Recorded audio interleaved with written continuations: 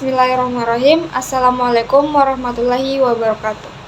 Saya atas nama Anggun Nirmala Putri dengan NIM B1B1222010 dari kelas A angkatan 2022 dari program studi S1 Administrasi Rumah Sakit. Di sini saya akan mengerjakan tugas video dari Bapak Ahmad Sulaiman dari mata kuliah Perilaku Organisasi dengan tugas yaitu mereview ulang beberapa materi yang telah diberikan oleh Bapak Ahmad Sulaiman beberapa pertemuan kemarin. Di mana di sini ada 6 pertemuan. Pertemuan pertama yaitu konsep dasar perilaku organisasi, yang kedua individu dan kelompok, yang ketiga nilai dan sikap, yang keempat motivasi, yang kelima budaya organisasi, dan yang terakhir ada komunikasi. Pertama, kita akan membahas konsep dasar perilaku organisasi, di mana organisasi ini sendiri berasal dari bahasa Yunani. Organisasi merupakan sekumpulan 2 orang atau lebih yang berada di dalam wadah yang sama untuk mencapai tujuan bersama sumber daya, baik itu dengan metode, material, lingkungan, dan uang, serta sarana dan prasarana.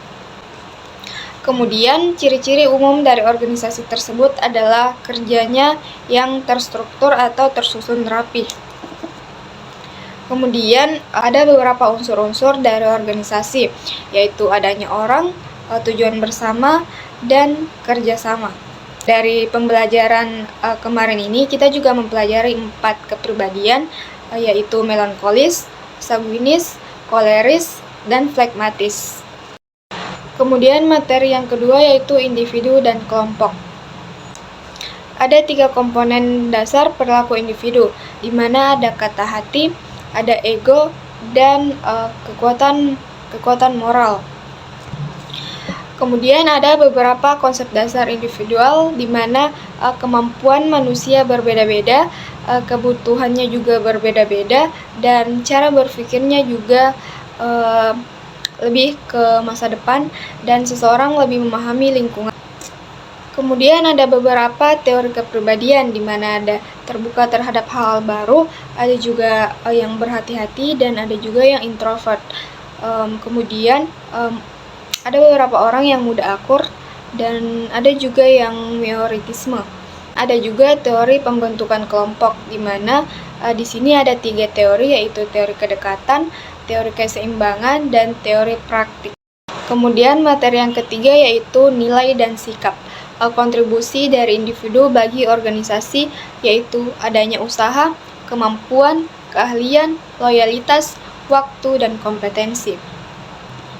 Kemudian kompensasi dari organisasi bagi individu, adanya upah, kepastian dan keselamatan kerja atau keamanan kerja, kemudian benefit, peluang karir, status, dan peluang promosi. Kemudian materi yang keempat adalah motivasi, di mana kata motivasi ini berasal dari kata motif yang artinya dorongan. Kemudian ada beberapa teori motivasi, ada teori kebutuhan, teori 2 faktor, teori prestasi, dan teori penguatan. Kemudian materi yang kelima yaitu budaya organisasi.